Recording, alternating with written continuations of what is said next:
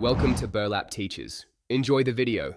In this video, I will explain how to read Yahoo Finance options. First, you will learn to efficiently locate options data for any stock.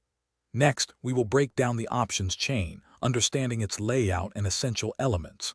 Then, we will differentiate between call and put options, along with strike prices and expiration dates. Finally, we will analyze key metrics such as volume, open interest, and the bid-ask spread to inform your trading decisions. To begin, open Yahoo Finance and use the search bar to enter the ticker symbol of the stock you are interested in. Once on the stock's page, scroll down until you find the Options tab and click on it. You will then see a list of available expiration dates. Select one to display the options chain. This chain presents a comprehensive overview, usually divided into two main sections: call options and put options.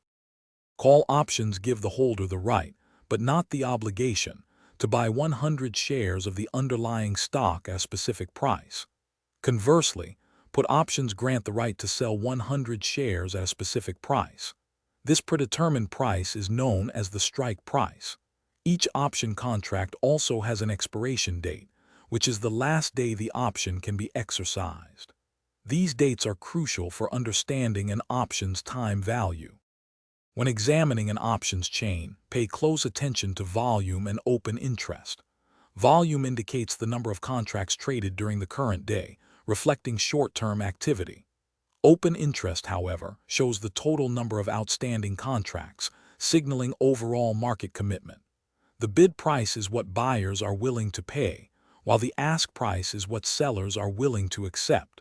A tight bid-ask spread, typically less than 30 cents, indicates good liquidity, making it easier to enter and exit positions.